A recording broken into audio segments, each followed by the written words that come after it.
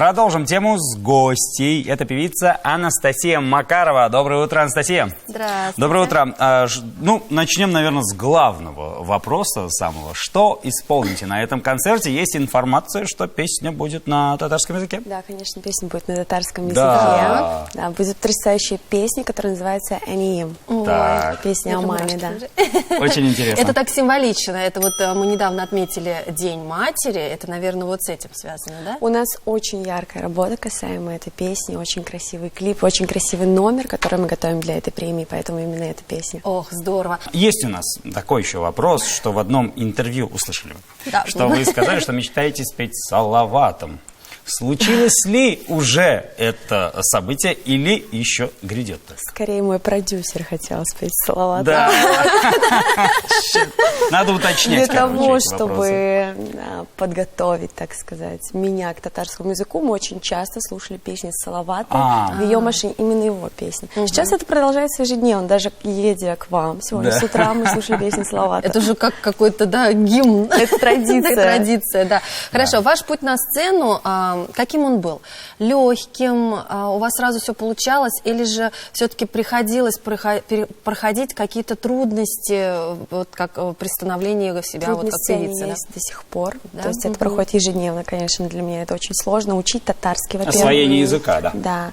Во-вторых, каждый час, каждого дня у меня расписан. У меня стоят ежедневно какие-то новые задачи. Сейчас, например, я хожу заниматься акробатикой на кольцо. Опа. Да. О. Готовясь к сольному концерту. Ничего чтобы себе. мы могли удивить зрителей. Ну, это Вы будет еще очень какие-то удивительно. акробатические номера? Да, представляешь, во время конечно. припева сальто назад, раз, А ты не и забудь. припев Я продолжается. занимаюсь ежедневно фортепиано, но это уже мой выбор, но мне очень интересно было освоить вот и именно виртуозно там сыграть какое-нибудь произведение. А, сидя, вы играете и поете.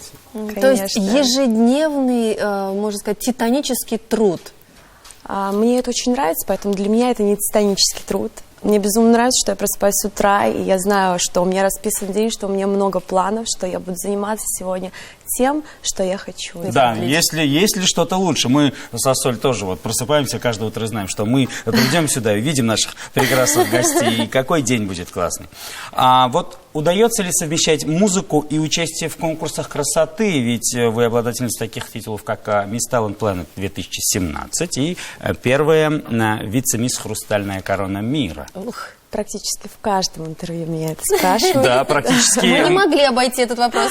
Да. Я могу сказать так, что конкурсы красоты для меня были начальным таким этапом пробы себя на большой сцене. Да. И сейчас главной целью для меня является именно музыка.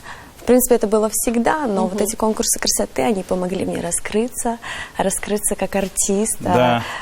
попробовать поработать со зрителем и так далее. А когда на сцене красивый, талантливый артист, это вкусно вдвойне. Вот, Красиво сказала? да, очень здорово. Я всего лишь хотел сказать, что по поводу подготовки, наверное, вашей к этим конкурсам, к этим, которые были, и творческие их части, наверное, привело, да, к этому? Конечно. Да. Ну Я что ж, больше хочу петь. О, смотрите, как он, смотрите, старается. Вот все, понравилось ему красивые наши гости. Ну что ж, мы хотим вам пожелать удачи. Спасибо. В первую очередь, творческих успехов. И почаще приходите к нам и Обязательно. заряжайте своей энергетикой Спасибо не огромное. только нас, но и наших телезрителей.